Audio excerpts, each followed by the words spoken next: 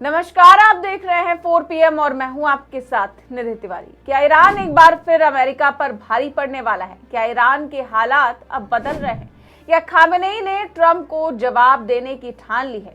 दरअसल ईरान में एक बार फिर सड़कों पर भारी भीड़ देखने को मिल रही है, लेकिन इस बार ये भीड़ सरकार के खिलाफ प्रदर्शन कर रहे प्रदर्शनकारियों की नहीं बल्कि सरकार के समर्थकों की भीड़ है। राजधानी तेहरान में सोमवार को बड़े पैमाने पर सरकार समर्थक प्रदर्शन हुए। हजारों लोग सुप्रीम लीडर खामेनेई के समर्थन में नारे लगाते हुए सड़कों पर उतरे। सरकारी टीवी चैनलों ने लगातार इस भीड़ के दृश्य दिखाए। इन रैलियों में पुरुषों के साथ साथ बड़ी संख्या में महिलाएं भी शामिल थी। सरकारी मीडिया ने इन प्रदर्शनों को अमेरिकी और ज़ायोनी आतंकवाद के खिलाफ ईरानी जनता का जनउभार बताया। राज्य टीवी के मुताबिक ऐसे प्रदर्शन सिर्फ तेहरान तक सीमित नहीं रहे, बल्कि देश के कई दूसरे शहरों में भी सरकार के समर्थन में रैलियां निकाली गई। इन तस्वीरों और रिपोर्टों के जरिए ये दिखाने की कोशिश की गई कि सरकार ने हाल के विरोध प्रदर्शनों पर काबू पा लिया है और अब हालात सामान्य हैं। लेकिन क्या वाकई में ईरान के हालात अब सामान्य हो चुके हैं? इसके साथ ही साथ ईरान में एक घटना और हुई जिसने न सिर्फ ट्रंप बल्कि एलन मस्क के भी होश उड़ा कर रख दिए। तो इस समय ईरान में आखिर सब कुछ क्या चल रहा है, बताएंगे आपको अपनी इस रिपोर्ट में। आपने सोशल मीडिया और टीवी पर देखा होगा कि पिछले कुछ हफ्तों से ईरान के हालात असामान्य चल रहे हैं। ईरान के कई शहरों में बड़े पैमाने पर सरकार विरोधी प्रदर्शन हुए। देश की खराब आर्थिक स्थिति, बढ़ती महंगाई, बेरोजगारी को लेकर जनता में बढ़ते असंतोष को देखा गया। इन प्रदर्शनों में लोग सरकार की आर्थिक नीतियों और बढ़ती महंगाई के खिलाफ खुलकर गुस्सा जता रहे थे। इसी गुस्से ने सड़कों पर आग लगा दी। लेकिन अब टीवी चैनलों पर बार बार यही संदेश दिया जा रहा है कि जनता बड़ी संख्या में सरकार और नेतृत्व के साथ खड़ी है और ईरान के हालात अब पहले से बेहतर हो गए हैं। इसी बीच ईरान के विदेश मंत्री अब्बास आरागची ने हालात पर सरकार का पक्ष सामने रखा। उन्होंने कहा कि 1 जनवरी के बाद प्रदर्शन दोबारा शुरू हुए, लेकिन इस बार उनका स्वरूप पहले से अलग और ज्यादा हिंसक था। आरागची के मुताबिक इन प्रदर्शनों में हथियारबंद लोग भी शामिल थे। उन्होंने दावा किया कि करीब 20 सशस्त्र लोग देखे गए जो सुरक्षा एजेंसियों और पुलिस पर गोलियां चला रहे थे और आम नागरिकों को भी निशाना बना रहे थे। सरकार का कहना है कि ये प्रदर्शन अब सिर्फ आर्थिक मांगों तक सीमित नहीं रहे बल्कि हिंसक और खतरनाक हो चुके हैं। विदेश मंत्री ने अमेरिका के राष्ट्रपति डोनाल्ड ट्रंप के बयानों का भी जिक्र किया। आरागची ने कहा कि ट्रंप ने ये बयान दिया था कि अगर ईरान में लोगों की हत्या होती है तो अमेरिका हस्तक्षेप करेगा।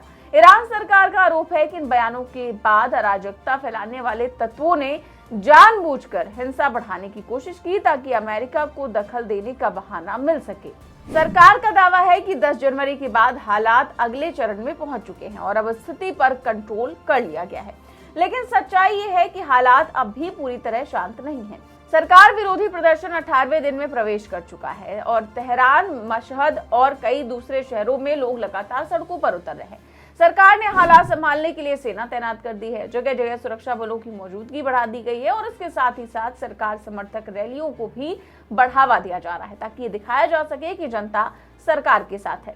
इसी बीच ईरान और अमेरिका के बीच तनाव और बढ़ गया है। ईरान अमेरिका को कड़ा जवाब देने की चेतावनी दे रहा है और सीधे टकराव के लिए तैयार नजर आ रहा है। सरकार विरोधी प्रदर्शनों के बीच ईरान ने एक बड़ा कदम उठाया और पूरे देश में इंटरनेट सेवाएं बंद कर दी। जब सामान्य इंटरनेट बंद हुआ तो लोगों ने एलन मस्क की स्टारलिंक सैटेलाइट सेवा का इस्तेमाल करना शुरू कर दिया। स्टारलिंक सैटेलाइट के जरिए इंटरनेट देता है, इसीलिए ये जमीन पर मौजूद नेटवर्क बंद होने के बाद भी काम करता है। और 2022 के प्रदर्शनों के दौरान भी स्टारलिंक ने ईरान के लोगों को दुनिया से जुड़े रहने में मदद की थी। लेकिन इस बार ईरान सरकार ने एक कदम और आगे बढ़ते हुए स्टारलिंक को भी जाम कर दिया, जिसके बाद स्टारलिंक की सेवाएं बंद कर दी गई। इससे ईरान के 8 करोड़ से ज्यादा लोग पूरी दुनिया से कट गए। ना सोशल मीडिया चला, ना मैसेजिंग एप्स, ना कोई बाहरी जानकारी अंदर जा सकी। अब सबसे बड़ा सवाल ये उठ रहा है कि ईरान ने स्टारलिंक जैसी उन्नत सैटेलाइट इंटरनेट सेवा को जाम कैसे कर दिया। तो देखिए, आम इंटरनेट को बंद करना आसान होता है, लेकिन स्टारलिंक को रोकने के लिए बहुत महंगे और मिलिट्री ग्रेड जैमिंग उपकरणों की जरूरत होती है। डिजिटल अधिकारों से जुड़े विशेषज्ञों का मानना है कि ईरान अब साधारण जीपीएस जैमिंग से कहीं आगे की तकनीक इस्तेमाल कर रहा है। ऐसी ही तकनीक रूस ने यूक्रेन युद्ध के दौरान इस्तेमाल की थी। रिपोर्ट के मुताबिक ईरान में करीब 40 से 50 हजार स्टारलिंक डिवाइसेस मौजूद हैं, लेकिन अब वो काम नहीं कर रहे हैं। ये साफ संकेत है कि जैमिंग बहुत बड़े स्तर पर और बहुत उन्नत तरीके से की गई है। ये तकनीक सस्ती नहीं होती और आमतौर पर केवल बड़ी सैन्य ताकतों के पास ही होती है। इसीलिए सवाल उठ रहा है कि क्या ईरान ने ये तकनीक खुद बनाई है या फिर किसी और देश ने उसकी मदद की है। विशेषज्ञों का मानना है कि ईरान ने ये तकनीक अकेले विकसित नहीं की, बल्कि इसमें रूस या चीन जैसे देशों की मदद हो सकती है। रूस के पास स्टारलिंक को जाम करने का अनुभव है, क्योंकि उसने यूक्रेन युद्ध के दौरान ऐसा करने की कोशिश की थी। चीन भी ईरान का करीबी सहयोगी है और तकनीकी मदद दे सकता है। ऐसे में शक गहराता है कि ईरान को ये उन्नत जैमिंग सिस्टम बाहर से मिला है। ईरान सरकार ने स्टारलिंक के इस्तेमाल पर सख्त कानून भी बना दिया है। नए कानून के मुताबिक अगर कोई शख्स स्टारलिंक का इस्तेमाल करते हुए पकड़ा गया तो उसे 6 महीने से 2 साल तक की जेल हो सकती है। अगर इस इस्तेमाल को जासूसी से जोड़ दिया गया तो मौत की सजा तक हो सकती है। इसके बावजूद लोग चोरी छिपे स्टारलिंक का इस्तेमाल कर रहे हैं, क्योंकि यही एक रास्ता था जिससे वो दुनिया से जुड़े रह सकते थे। वहीं अमेरिकी राष्ट्रपति डोनाल्ड ट्रंप ने ईरान के इंटरनेट ब्लैकआउट पर चिंता जताई है। उन्होंने कहा कि वो इलॉन मस्क से बात करेंगे ताकि ईरान के लोगों को स्टारलिंक की फ्री पहुंच मिल सके। ट्रंप ने कहा कि वो इलॉन मस्क से बात करेंगे क्योंकि वो इस काम में माहिर है। इस बयान के बाद ईरान और अमेरिका के बीच तनाव और बढ़ गया है। ईरानी संसद के स्पीकर मोहम्मद बागर गालिबाफ ने चेतावनी दी है कि अगर अमेरिका ने हमला किया तो ईरान अमेरिकी सैन्य ठिकानों या इजराइल पर हमला कर सकता है। उन्होंने साफ कहा कि ईरान किसी भी हमले का जवाब देने के लिए तैयार है। उधर ट्रंप पेंटागन से ईरान पर सैन्य कार्रवाई की मंजूरी चाहते हैं। उन्होंने खुले तौर पर प्रदर्शनकारियों का समर्थन किया है और खामेनेई को चेतावनी भी दी है। So Iran's in big trouble. It looks to me that the people are taking over certain cities that nobody thought were really possible just a few weeks ago. We're watching the situation very carefully. I've made the statement very strongly that if they start killing people like they have in the past, we will get involved. We'll be hitting them very hard where it hurts.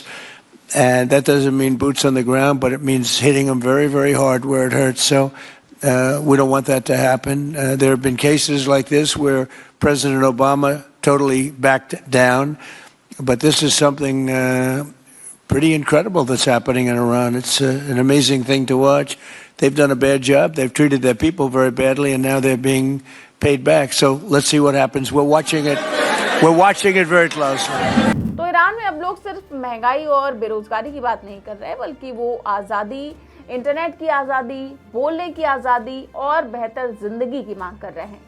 सरकार इन आवाजों को दबाने के लिए internet बंद कर रही है, सैटेलाइट सेवाएं जाम कर रही है और सेनाएं उतार रही है। सरकार समर्थक रैलियों के जरिए ये दिखाने की कोशिश भी की जा रही है कि देश में सब कुछ ठीक है और जनता सरकार के साथ है। लेकिन जमीन पर हालात अलग हैं। लोगों का गुस्सा अभी भी शांत नहीं हुआ, सड़कों पर अभी भी नारे लग रहे हैं, टकराव अभी भी हो रहे हैं और डर का माहौल अभी भी बना हुआ है। ईरान एक ऐसे मोड़ पर खड़ा है जहां एक तरफ जनता बदलाव चाहती है और दूसरी तरफ सरकार अपनी ताकत दिखा रही है। इंटरनेट बंद है, आवाजें दबाई जा रही हैं, लेकिन लोगों का गुस्सा अब भी जिंदा है। दुनिया की बड़ी ताकतें इस पूरे मामले पर नजर रखे हुए हैं। अमेरिका, रूस, चीन और इजराइल सबकी निगाहें ईरान पर टिकी हैं। अगर हालात इसी तरह से बिगड़ते रहे तो ये सिर्फ ईरान की समस्या नहीं रहेगी, बल्कि पूरे मिडिल ईस्ट में तनाव बढ़ सकता है। ईरान और अमेरिका के बीच सीधा टकराव किसी भी वक्त हो सकता है। फिलहाल इस पूरे मामले को लेकर आपकी जो भी राय है हमें कमेंट बॉक्स में अपनी राय जरूर दें। चैनल को सब्सक्राइब भी करें और ज्वाइन भी करें। नमस्कार।